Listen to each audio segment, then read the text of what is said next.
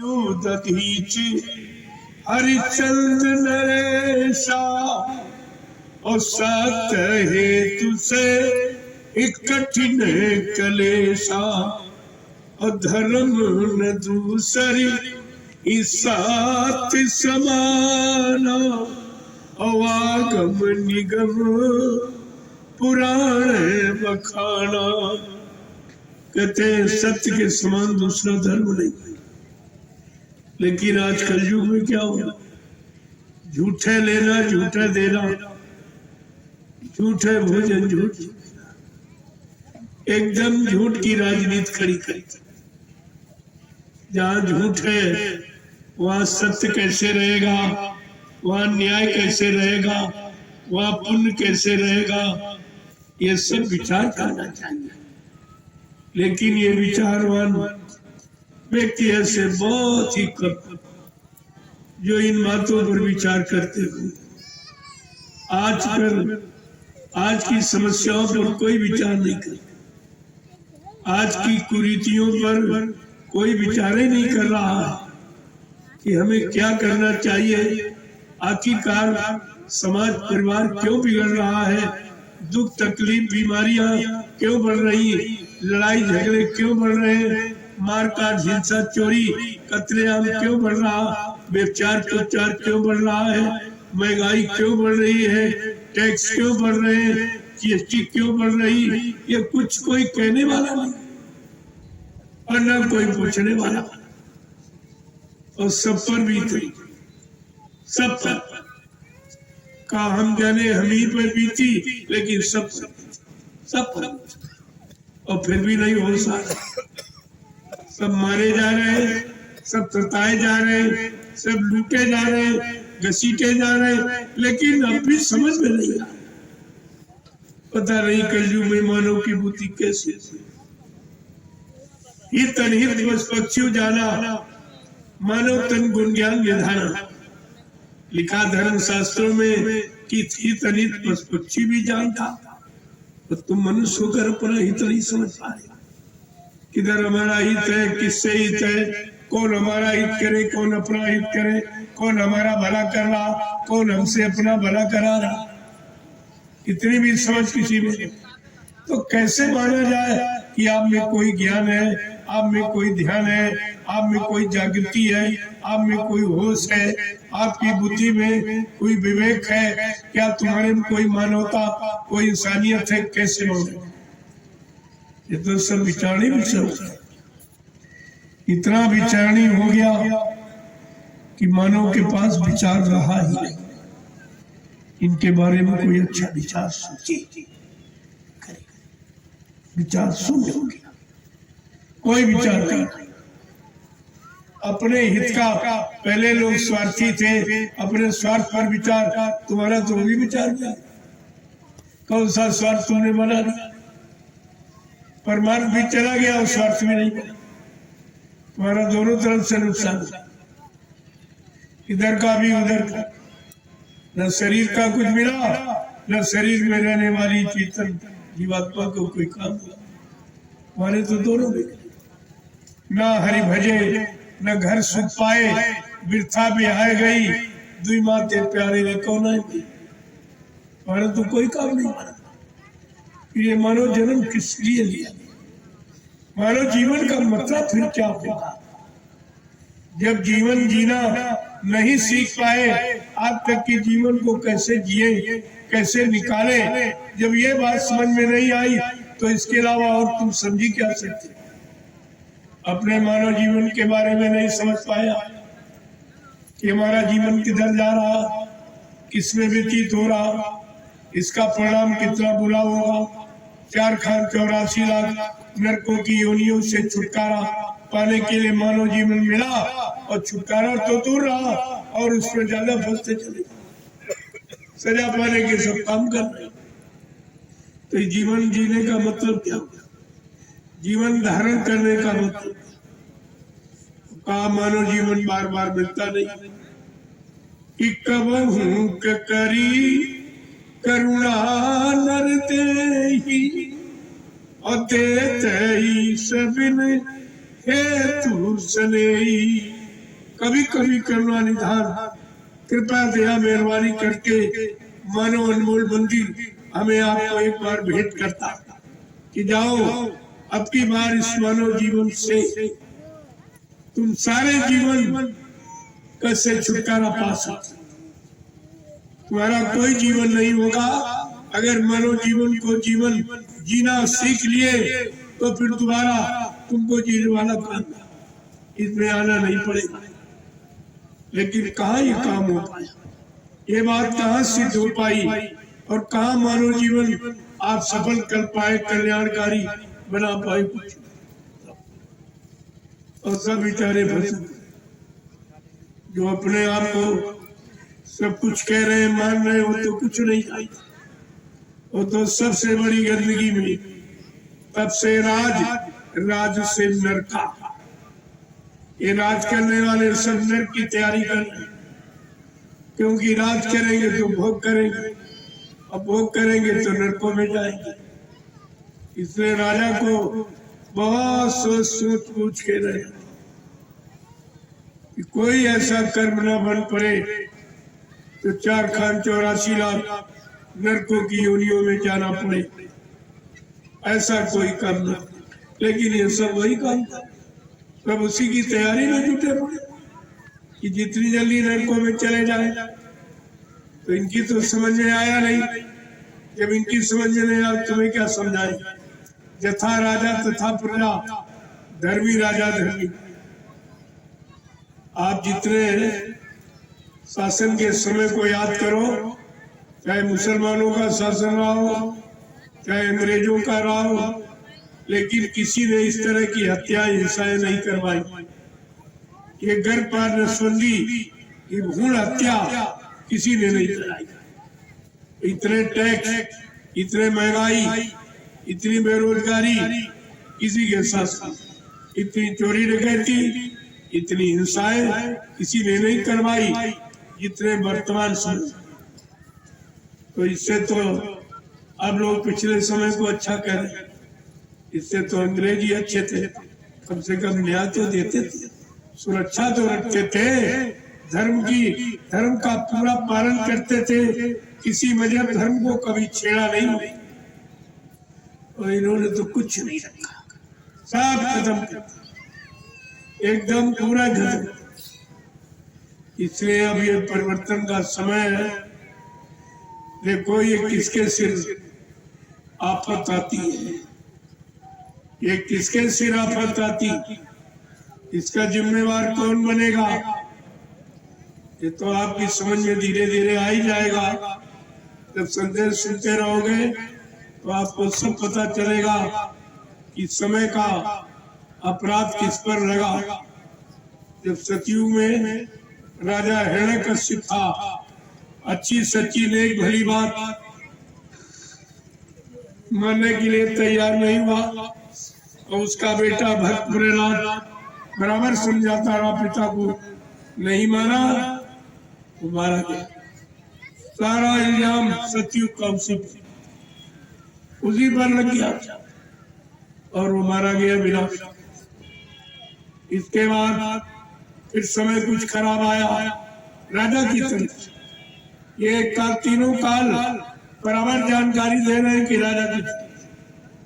राजा रावण तो बहुत बड़ा विद्वान, लेकिन इन्हीं अक्षरों का जानकार था। और अक्षर मिट जाता है, मिटा देता, और शब्द न मिटता है न मिटाता है। अक्षर और शब्द में अलग अलग है, एक चीज नहीं है। तो जब वो नहीं माना, अच्छी सच्ची नेक भली बात उसकी समझ में नहीं आई, उसका भाई विभीषण ने बहुत समझाया, बल्कि उसको लात मार के निकाल दिया बात से। तो क्या हुआ, भक्त अपमान होने पर सजा कुदरत सुनाती है। जब भक्तों का अपमान होगा तो कुदरत निश्चित सजा, और भी मारा गया। ऐसे द्वापर का इतिहास सब बता रहा कि राजा कंस, उसकी भी बात समझ में नहीं आई, एकदम अहंकार से भरपूर हो गया। और जब कोई कहता समझाता था तो उन्हीं से कहता था, अरे तू नहीं जानता है, मैं ही ब्रह्मा, मैं ही विष्णु, मैं ही शंकर कहाया हूँ। त्रैलोक की शक्ति उनमें मैं समाया हूँ। सूर्य और चंद्र मेरी आज्ञा से उदय और अस्त होते हैं। मेघ मेरे इशारे से सदैव जलवृष्टि, और उल्टा अहंकार में कर्तुक, ये सब मेरे अधीन, मेरे अलावा अब सृष्टि में कोई भगवान नहीं। इतना बड़ा अहंकार जब आया, अहंकार किया तेरा सब बेकार, वो भी मारा गया, वो भी मारा गया। ये तीनों काल का इतिहास आपके सामने मौजूद। जिन्होंने समय की नेक भली अच्छी बात को नहीं माना, समय के जगाए नाम की महिमा को नहीं जाना और नहीं पहचाना, वो विनाश की स्थिति बनी। वो मारे गए, उनका विनाश हो गया। आज कलयुग आ गया है, तो तुमको तो सबसे अच्छा होना चाहिए, क्योंकि कलयुग के सामने तीन तीन युगों का इतिहास रखा हुआ। आप पढ़ लीजिए कि मतलब वो क्यों मारे गए, राजा क्यों मारा गया, यानी प्रजा को के साथ कैसा व्यवहार करता था, क्या अन्याय करता था, धर्म के प्रति उसकी आस्था और विश्वास कैसी थी, इसलिए मारा गया। और आज के लक्षण आप अनुमान लगा लीजिए, आज के तो लक्षण उससे ज्यादा खराब। जिम्मेदार लोगों की बुद्धि एकदम खत्म, और लक्षण पिछले युग के राजाओं से भी बदतर था, इतना खराब। तो परिणाम तो कोई अच्छा नहीं होगा। अब क्या कह दिया जाए, वो कहना उचित नहीं है, लेकिन बुरे कर्म के बुरे नतीजे, और ना मानो तो कर देखो, वो तो साफ साफ है, उसमें बरगलाने की क्या बात, छिपाने की। तो परिणाम खराब। इसलिए बचने के लिए थोड़ा इशारा किया जाए कि जागो जागो दुनिया वालों, सतयुग आने वाला है, और डम डम डम डम महादेव का डमरू बजने वाला है। महाशक्तियां दुनिया भर की ये मिट्टी में मिल जाएंगी, और क्रूर अधर्मी ही मानव की तब अकल ठिकाने आएगी। ऐसा भीषण बम भोले का तांडव होने वाला है। और जागो जागो ये दुनिया वालों, इस सतयुग आने वाला है। मानव की क्या पेश चलेगी, ये अंबर तक फट जाएगा, और इस धरती का सारा आंगन और लाशों से पट जाएगा। महाअधर्मी दुनिया भर के ये मिट्टी में मिल जाएंगे, और क्रूर अधर्मी ये मानव की तब अकल ठिकाने आएगी। जागो जागो दुनिया वालों, सतयुग आने वाला है, और डम डम डम डम ये महादेव का डमरू बजने वाला है। देखो पहले से सारा लाशें सड़े पड़ेंगी घर घर में, उठाने वाले मिले न यार, जमाना बदलेगा। जो बाबा जी ने 1980 में कहा, कितने पहले इशारा किया, और कोरोना काल में सब लाशें सड़ी पड़ती रही, कोई उठा लेगा, कोई छूने वाला, कोई देखने वाला नहीं। इतनी नफरत पैदा कर दी, इतना कोरोना का भय पैदा कर दिया कि पत्नी पति को नहीं छूना चाहती, घर में रखना नहीं चाहती, सेवा करना नहीं चाहती, अपना मानना नहीं चाहती। ऐसी नफरत सब नयानी पैदा कर दिया गया। और वो क्या था, केवल एक व्यापार था, कोई बीमारी नहीं थी। सर्दी जुकाम बुखार तो हमेशा हुआ करता है। पहले के लोग वैद्य हकीम इसको निमोनिया कहते थे। रमियो ये निमोनिया था, इसका कोई खास इलाज नहीं था। ये गुर्च मिर्च पीपल इसको मतलब काला बना के दे देते, ये कोरोना बीमारी खत्म हो गई। लेकिन बात तो किसी कुछ और काम करना था, उनको अपना व्यापार करना था, उनको अपना कोई काम बनाना था निजी, तो उसमें सबको बहका दिया और सबकी बुद्धि भड़का दी। सब बेचारे डर गए और इन्होंने क्या किया, उस शरीर के सारे पुर्जे निकाल, यानी मतलब किडनी है, लीवर है, गुर्दा है, कीमती पुर्जे सब निकाल के बेचे। एक एक किडनी 6-6 लाख रुपए।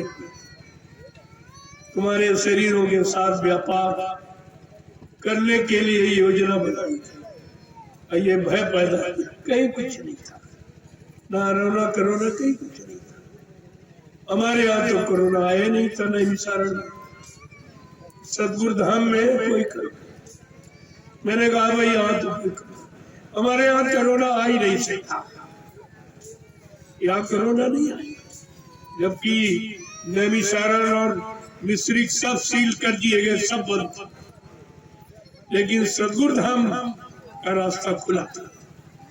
लोगों ने उस पर पूछा तो अधिकारियों ने जवाब भी दिया कि नहीं नहीं, वहाँ कुछ नहीं, वहाँ कोई शराबी कहाँ भी नहीं जाता, वहाँ मांसाहारी नहीं जाता, लिहाजा वहाँ कुछ नहीं।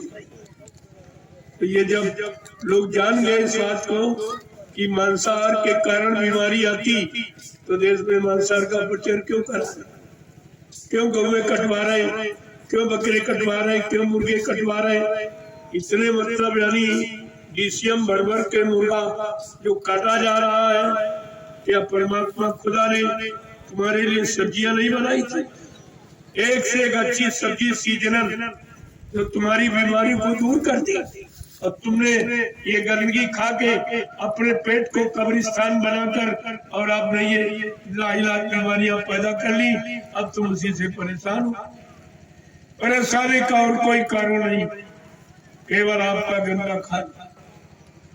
मैं प्रार्थना करता हूँ सभी देशवासियों से, हिंदू मुसलमान भाइयों से, कि आपकी खुराक नहीं है, आपका ये भोजन नहीं है, ये इंसानी जज्बा नहीं है, इसको आप तुरंत बंद कर दीजिए। अगर आप जिस्मानी मस्जिद को पाक साफ रखकर और अपनी रूह को खुदा का दीदार कराना चाहते हो, तो आप ये गंदगी बंद कर दीजिए। इसकी जरूरत तो नहीं। ये करके आपने देख लिया कुछ नहीं मिला, अब क्या मिला? गंदगी तो गंदगी ही है। कोई अपने घर में मुर्दा रखता है? अरे तुम्हारे घर में कोई आदमी जब खत्म हो जाता है तो उसको आप घर में नहीं रखते, कहते हो नहीं भाई मुर्दा घर में नहीं रहेगा, मुर्दा गांव में नहीं रहेगा, मोहल्ले में नहीं रहेगा, मुर्दा रहेगा शमशान भूमि या कब्रिस्तान में। तो घर वाला मुर्दा जब आप जान गए, घर का मुर्दा खराब, जो पाला पोसा, जिसने सब काम किया, घर बनाया, मकान बनाया, जब वो शरीर मुर्दा हो गया तब आपने उसको नापाक करके कहा नहीं नहीं ये घर में नहीं रहे। अब घर वाला मुर्दा घर में नहीं रहेगा, तो बाजार वाला मुर्दा रसोई घर में रहेगा। मैं आपसे ये पूछता हूँ कि घर का मुर्दा घर में नहीं रहेगा, बाजार वाला मुर्दा जो पैसा डाल के खरीद के ले आते हो, जिंदा तो लाते हो तो मुर्दा, तो मुर्दे को रसोई घर में रखो या भगवान का भोग लगा। तुम्हारी बुद्धि में हो क्या? सारी बुद्धि खराब, एकदम समझ में कुछ नहीं आ रहा कि हम ये गंदगी क्या रख जाए। अरे मुर्दा कोई मरा पड़ा हो तो वहां से निकलते हो, नाक बंद करके निकलते और इसको खाते। वो मुर्दा खराब है, अच्छा उसमें गंदगी इसलिए खुशबू है क्या? जरा सी भी समझ नहीं पैदा किया और कितना काम आपने बिगाड़ दिया। ये बिगाड़ जो देख रहे हो केवल इसी का। अगर ये शराब, बुद्धिनाशा, नशा और मुर्दा ये खाना आप बंद कर दीजिए तो सारा समाज और सारा देश एकदम सुख शांतिमय हो जाएगा। कोई बीमारी तुम्हारे घर में नहीं आई, ये गारंटी के साथ क्या, कोई बीमारी नहीं आई। और नहीं मानोगे तो बीमारी तो आगे खड़ी, वो तो इंतजार ही कर रही है। लेकिन अभी महात्मा फकीर रोक लगाए हैं कि नहीं नहीं थोड़ा ठहर जाओ, अभी हम लोगों को एक बार फिर सचेत कर दे, फिर जानकारी दे दे। अगर ये मान जाए तो अच्छी बात, अगर ना माने फिर तुम्हारी इच्छा में वो करना। अभी तो आपके लिए प्रार्थना की जा रही है, अगर आप मान जाओ तो अच्छी बात, नहीं तो फिर तुम जानो तुम्हारा काम है। जय गुरुदेव।